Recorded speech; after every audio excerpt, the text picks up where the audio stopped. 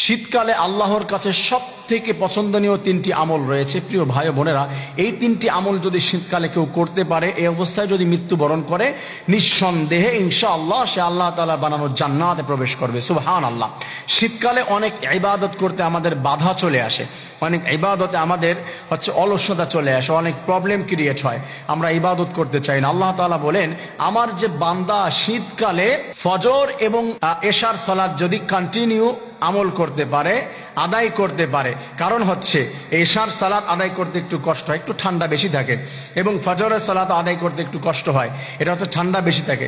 রাসূল কারীম সাল্লাল্লাহু আলাইহি ওয়াসাল্লাম বলে দিয়েছেন, আল্লাহ রাব্বুল আলামিন জানিয়ে দিয়েছেন, মান সাল্লাল বাররাইন দাখালাল জান্নাহ, যে ব্যক্তি দুইটা শীতের নামাজ আদায় করলো, তার মানে এশা এবং ফজরের সালাত আদায় করলো, ওই বান্দা আল্লাহ তাআলার বানানো ডাইরেক্ট জান্নাতে প্রবেশ করলো। সুবহানাল্লাহ।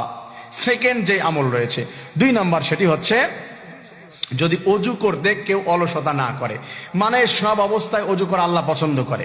শীতের দিনে পানি ধরতে একটু কষ্ট হয়ে যায়, সেটাকে উপেক্ষা করে আল্লাহ তাআলা বলেছে, আমার বান্দা যদি সব সময় অজু রাখে এবং অজু করতে পারে, নামাজ পড়ার জন্য অলসতা করবে না, ফেলে দিয়ে অজু করার চেষ্টা করবে, আমার ওই বান্দা বান্দিকে আমি আল্লাহ রাব্বুল আলামিন হাসরের ময়দানে অজুর স্থানগুলো ঝলমল করে দিব, জান্নাত দান করে দিব।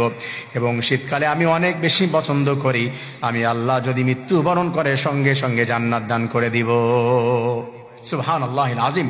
প্রিয় ভাই বোনেরা, থার্ড লেভেলে যেটা রয়েছে 3 নাম্বার, সেটি ফরজ গোসল। অনেকের ফরজ গোসল হওয়ার পরে শীতের দিনে গোসলই করতে চায় না, খুব বেশি কষ্ট হয়। এমনিতেই ফরজ গোসল অনেকেই করে না, এরকম অভ্যাস রয়েছে।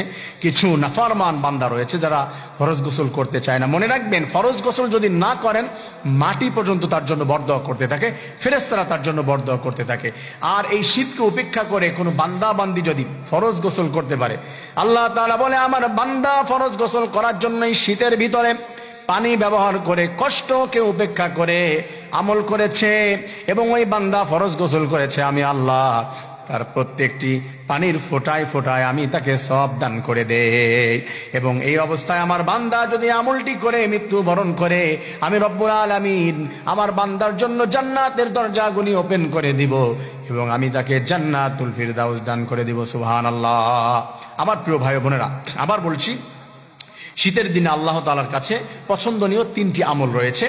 1 নাম্বার এই শীতের দিনের 2 ওয়াক্তের নামাজ, এশা এবং ফজর।